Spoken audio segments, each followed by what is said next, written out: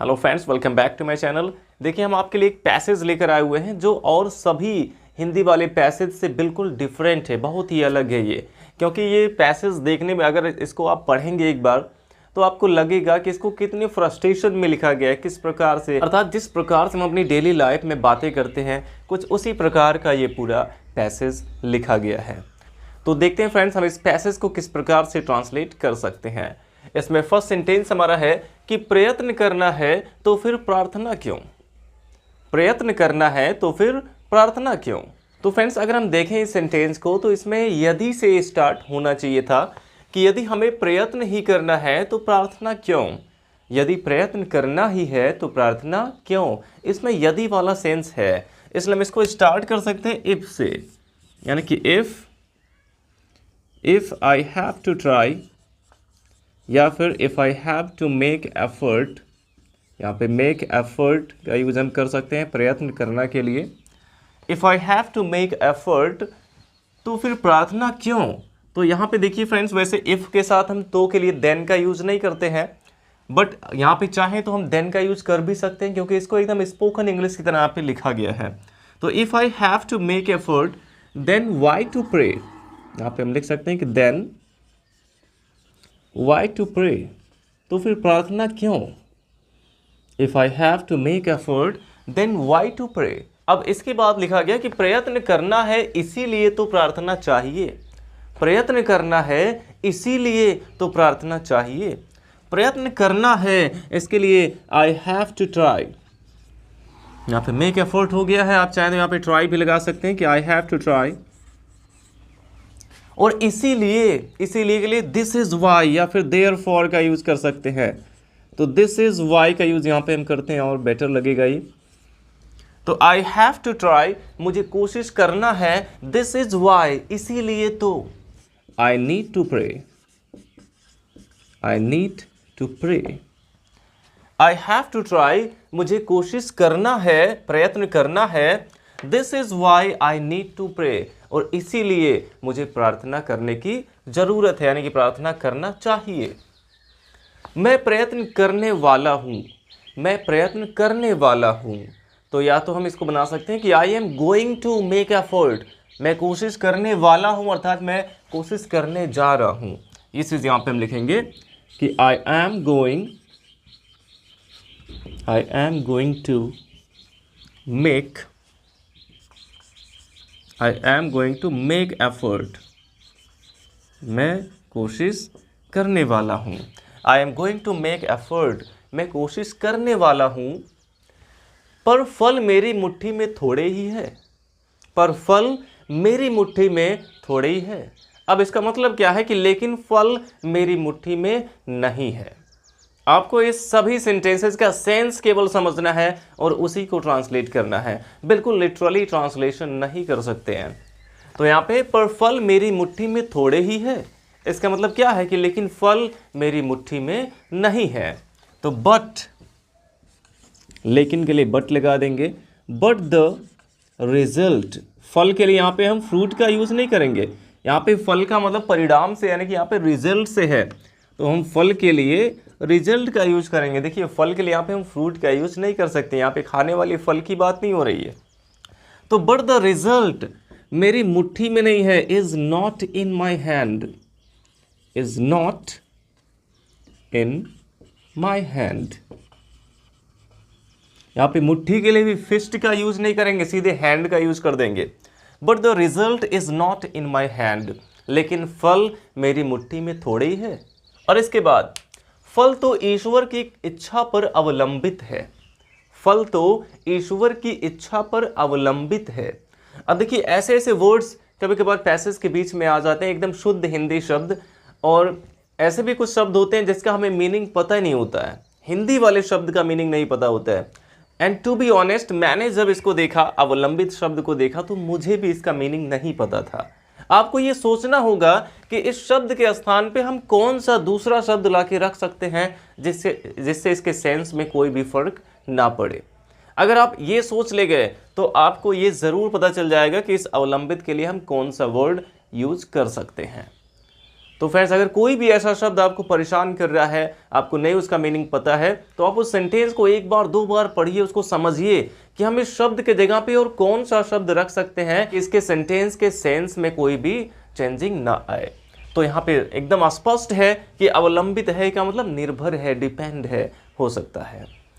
तो फल तो ईश्वर की कृपा पर अवलंबित है, यानी कि रिजल्ट इज, द रिजल्ट अवलंबित है अर्थात निर्भर है। तो इसके लिए यहां पे हो जाएगा डिपेंड्स, द रिजल्ट डिपेंड्स। और किस पर अवलंबित है? ईश्वर की इच्छा पर, यानी कि ऑन द विल, इच्छा के लिए विल या फिर डिजायर का यूज कर सकते हैं, on the will of God, on the will of God. The result depends on the will of God, यानी कि फल ईश्वर की इच्छा पर अवलंबित है अर्थात निर्भर है। अब इसके बाद फ्रेंड्स नेक्स्ट सेंटेंस हमारा है कि मैं प्रयत्न करके भी कितना करूंगा, मैं प्रयत्न करके भी कितना करूंगा। इसका सेंस अगर हम निकालें तो क्या होगा कि यदि मैं प्रयत्न करता भी हूं तो कितना कर सकता हूं। तो यदि वाला सेंस यहां भी आ गया कि if I make effort, if I make effort how much can I do. तो ये सेंटेंस हमारा था कि मैं प्रयत्न करके भी कितना करूंगा, अर्थात if I make effort how much can I do, या फिर how much will I do, ऐसा भी आप लिख सकते हैं। मैं प्रयत्न करके भी कितना करूंगा, मेरी शक्ति कितनी अल्प है, मेरी शक्ति कितनी अल्प है। अब यहां भी देखिए अल्प शब्द आ गया है, यहां पे देखिए एक अल्प शब्द आ गया है, जिसका मतलब क्या होता है? अल्प का मतलब कम होता है, यानी मेरी शक्ति कितनी अल्प है। तो इसके लिए इसका मतलब क्या है कि मेरी शक्ति बहुत कम है, कि I have a little power, अर्थात मेरे पास बहुत कम शक्ति है। I have a little power, मेरे पास बहुत कम शक्ति है। तो फ्रेंड्स आई होप आपको इतना समझ में आया होगा कि हमने इसको कैसे ट्रांसलेट किया, और आपको ये भी समझ में आ गया होगा कि जो भी ट्रांसलेशन है वो हमेशा सेंस पे डिपेंड करता है। जो भी सेंटेंस हो उसका जो सेंस होता है उसी को हमें ट्रांसलेट करना होता है। अब फ्रेंड्स इसके बाद देखते हैं, ईश्वर की सहायता के बिना मैं अकेला क्या कर सकता हूँ। तो सबसे पहले मैं अकेला क्या कर सकता हूँ, यानी कि व्हाट कैन आई डू, मैं अकेला क्या कर सकता हूँ। तो यहाँ पे हम इसको लिख सकते हैं कि व्हाट कैन आई डू, और अकेला के लिए यहाँ पे बाय माई सेल्फ का यूज कर सकते हैं, या फिर अलोन भी लगा सकते हैं। What can I do by my self, मैं अकेला क्या कर सकता हूँ। अकेला के लिए हम by myself, by himself, by themself, by ourself, इसका भी यूज करते हैं इसके सब्जेक्ट के अकॉर्डिंग। यहाँ पे सब्जेक्ट आई है इसलिए आ गया my self, bye my self. Subject you होता तो अकेला के लिए बाय योर सेल्फ, सब्जेक्ट ही होता तो अकेला के लिए बाय हिम सेल्फ, ऐसे भी इसको यूज कर सकते हैं। तो what can I do by my self, मैं अकेला क्या कर सकता हूँ। अब क्या है इसमें, ईश्वर की सहायता के बिना, तो ईश्वर की सहायता के बिना, तो के बिना के लिए हम विदाउट का यूज करते हैं, तो जाएगा without the help of God. What can I do by myself, मैं अकेला क्या कर सकता हूँ, without the help of God, ईश्वर की सहायता के बिना। अब इसके बाद, मैं सत्य की ओर अपना कदम बढ़ाता रहूं, मैं सत्य की ओर अपना कदम बढ़ाता रहूं तो भी ईश्वर की कृपा के बिना मैं मंजिल पर नहीं पहुंच सकता। तो यहां भी देखिए फ्रेंड्स, यदि से इसको हम स्टार्ट कर सकते हैं कि यदि मैं सत्य की ओर अपना कदम बढ़ाता रहूं तो भी ईश्वर की कृपा के बिना मैं मंजिल पर नहीं पहुंच सकता हूं। तो यहाँ पे सबसे पहले हम लिखेंगे कि मैं सत्य की ओर कदम बढ़ाता रहूं, अर्थात इफ आई कीप, बढ़ाता रहूं। अगर ता रहा, ती रही, ते रहे, ता रहूं ये सब आ जाता है तो उसके लिए हम कीप ऑन या फिर गो ऑन का यूज करते हैं, या फिर सीधे कीप के बाद वर्ब की आईएनजी फॉर्म लिख सकते हैं। तो इफ आई कीप प्रोसीडिंग, यदि मैं आगे बढ़ता रहूं, if I keep proceeding, proceed का मतलब आगे बढ़ना, इफ़ आई कीप प्रोसीडिंग, यदि मैं आगे बढ़ता रहूं सत्य की ओर, तो टूवर्ड्स की ओर के लिए हम टूवर्ड्स का यूज़ करते हैं।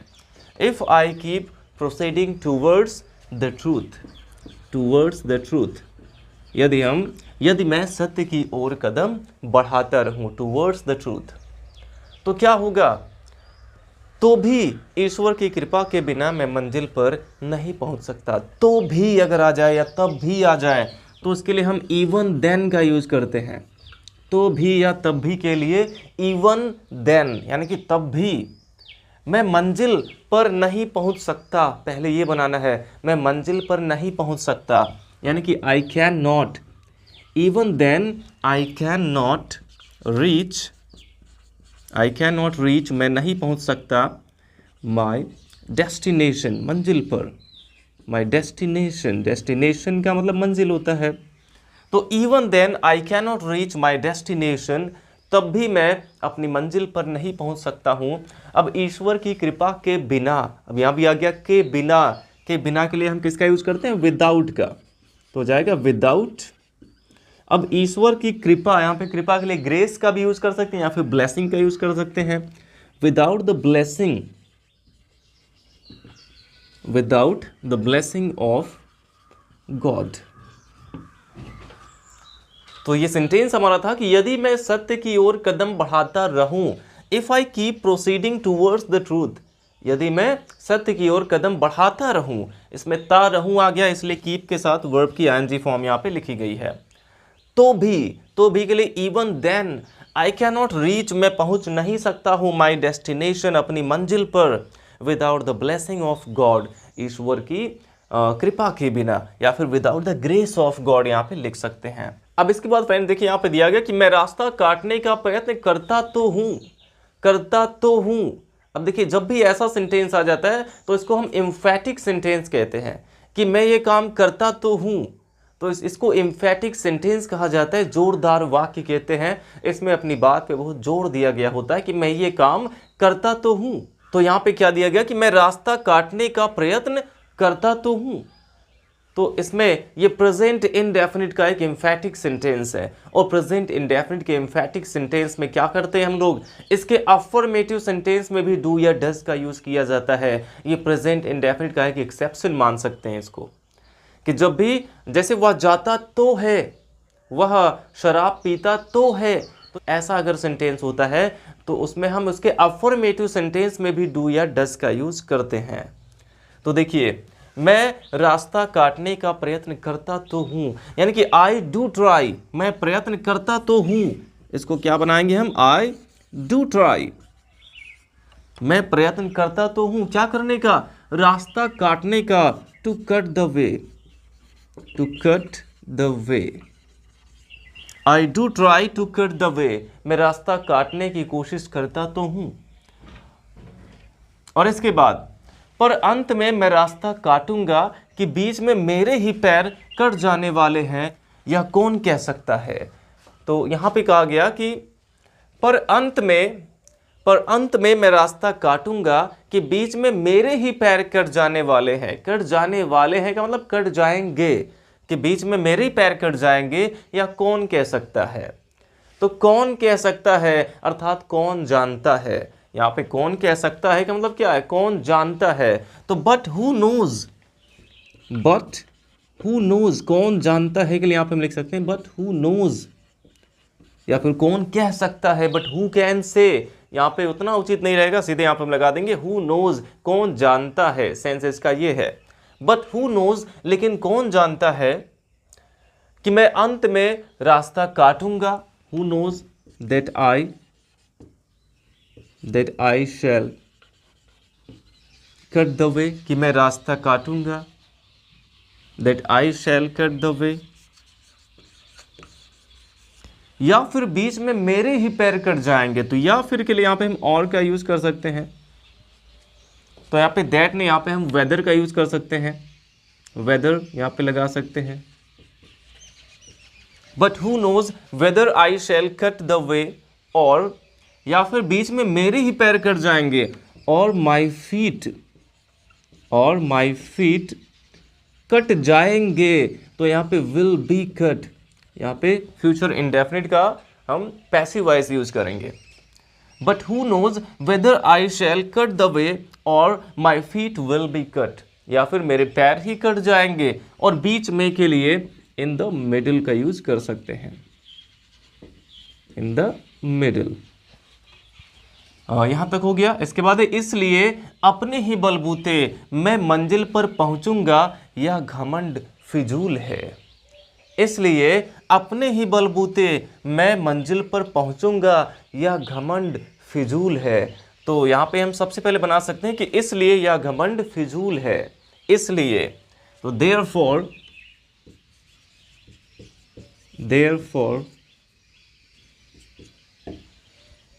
दिस ईगो, या घमंड के लिए हो सकता है कि दिस ईगो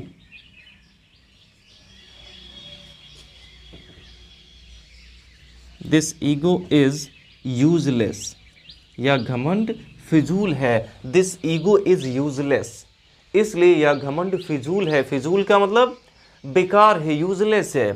तो therefore this ego is useless, इसलिए यह घमंड फिजूल है कि मैं अपने ही बलबूते मंजिल पर पहुंच जाऊंगा। तो दैट आई शैल रीच, कि मैं पहुंच जाऊंगा, माई डेस्टिनेशन, अपनी मंजिल पर। That I shall reach my destination, कि मैं अपनी मंजिल पर पहुंच जाऊंगा। अब अपने ही बलबूते के लिए हम यहाँ पे क्या लिख सकते हैं कि ऑन माई ओन।